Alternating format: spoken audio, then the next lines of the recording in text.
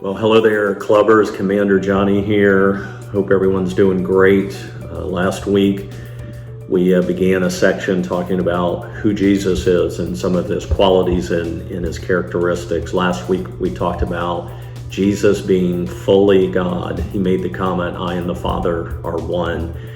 And although not only last week, but even this week, it's going to be a little bit confusing in the sense that how can he be both God and man?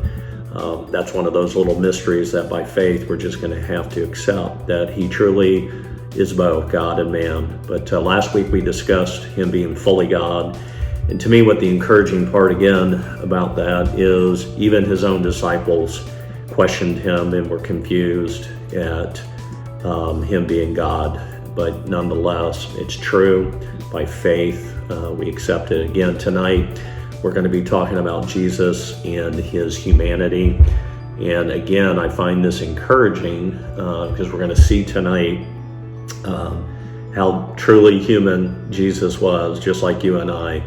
Why don't we just jump right into it and go over some of these verses. When we look at Luke chapter 2, we see that Jesus was born a baby just like you and me. Listen to what it says in chapter 2 of Luke. It says, "For unto you is born this day in the city of David a Savior, who is Christ the Lord, and he will be a sign for you. You will find a baby wrapped in swaddling clothes and lying in a manger."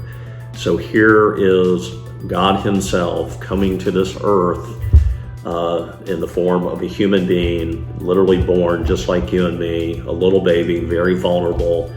But nonetheless, Jesus himself, just like you and me, he had his beginning as a baby. Let's look at what it says in chapter 11 of John, probably a verse that we have jokingly said that we have memorized, one of the shortest verses in the Bible. Jesus getting sad at times. It says in John 11, Jesus wept. So he had emotions just like you and I. He also got mad. Listen to this little story in chapter 1 of Mark. And it says, again, he entered the synagogue, and a man was there with a withered hand.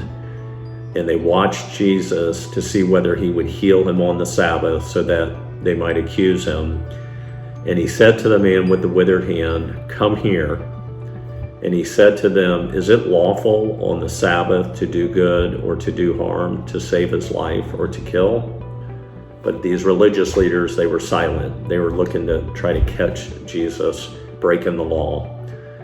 And he looked around at them, at these religious leaders who he's not very happy with. And it says, with anger. And he was grieved at their hardness of heart and said to them, "Stretch out your hand." And he stretched it out, and his hand was restored. And the Pharisees went out, immediately held counsel with the Herodians, another group of people, against him and how to destroy him. So Jesus was able to show anger yet without sin. He was clearly upset with this group of people, these religious leaders who had a hardness of heart. They couldn't accept the fact that Jesus truly not only was God himself, they just thought he was just a mere man, but he was more than just a mere man. So we can see that he got angry at times, yet without sin. Jesus got thirsty.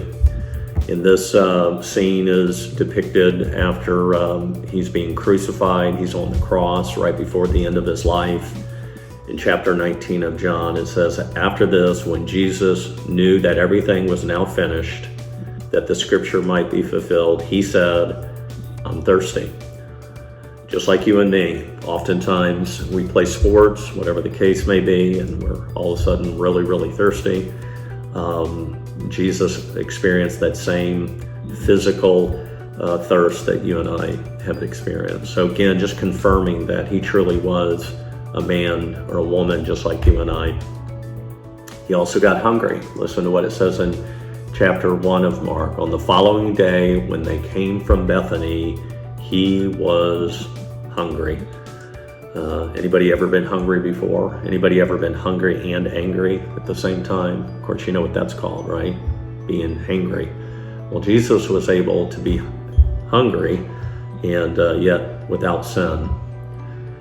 So again, we can see clearly here, he got hungry, he was thirsty, he got sad, he got mad at times, yet without sin. So he experienced the same things that you and I experience. You know, when I see these scriptures, it actually encourages me a lot, because I read about him and he's a lot like you and I in so many ways.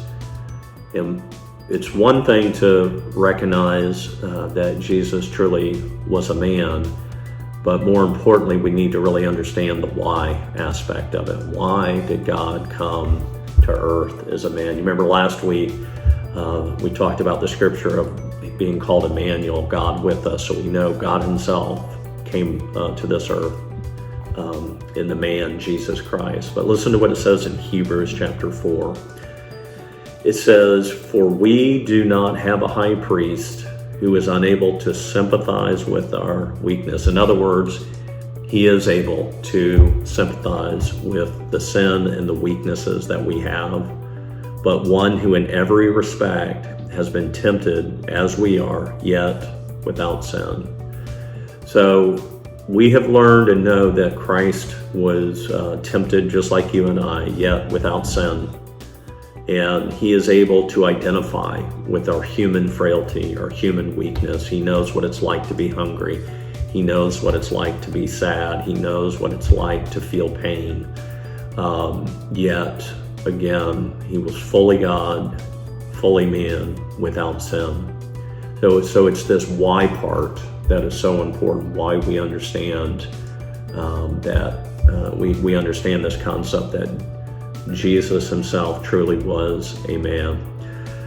Let's jump over to 1 Timothy. This talks about, great verse, Jesus being our mediator. Let me read you the verse. 1 Timothy 2:5 says, "For there is one God, and there is one mediator between God and men, the man, Christ Jesus." This word mediator, if you're not familiar with what it's talking about or the meaning of it, a mediator is someone who settles a dispute or settles a disagreement between two parties. So God has a dispute or a disagreement with us, right? And what do you think that is? Well, it's our sin. God has a dispute or a disagreement with our sin. It breaks fellowship with him. It separates us from him. God is holy, we are unholy. And yet God identifies with us. He understands our weakness because he came as a human being. So this verse here, there's one God, there's one mediator, that's Christ Jesus, and it says the man, Christ Jesus. So he was that perfect person, that perfect mediator, that one who could reconcile us back to God. Even though we have sinned, he is the one who can reconcile a holy God with an unholy people like us. And again, I want to remind you that Jesus, even though he was born physically a human being a couple thousand years ago, you remember he always existed. Listen to what it says in John 1:1. "In the beginning was the Word, and the Word was with God, and the Word was God." And the reason I want you to remember this verse is because it ties right into tonight's lesson and the verse that we're memorizing this week. If we skip down to John 1:14, which is your verse for tonight, and it says, "And the Word became flesh." This is talking about Christ. We just learned in verse 1 that Jesus is that Word. The Word became flesh and dwelt among us. We were able to see, touch, feel him. The disciples had eyewitness his miracles. They were eyewitnesses to him being hungry, to him being thirsty. So they recognized him as a man. So listen again. "And the Word became flesh and dwelt among us, and we have seen his glory with our own eyeballs. Glory as of the only Son from the Father, full of grace and truth." And again, this is so important for us to understand this teaching of him being truly a man, because there's many people out there that want to deny that he actually existed as a human being. Sometimes they want to say he was maybe a spirit and almost part of our imagination, but he was not truly a man, which is false. He was both fully man and he was fully God. So again, not necessarily the easiest teachings to understand, last week's and this week's, but by faith, this is what God has revealed to us. So therefore, we accept it by faith and we believe and trust this to be true. So hopefully that gives you a little clarity on Jesus being a man and his purpose and being that mediator, that one that could reconcile a sinful people like us to a holy God when we simply believe or trust or put our confidence or our faith in the finished work of Jesus Christ. Hope this helps. Clubbers, keep working hard in your books. God willing, we'll see you next time. Take care.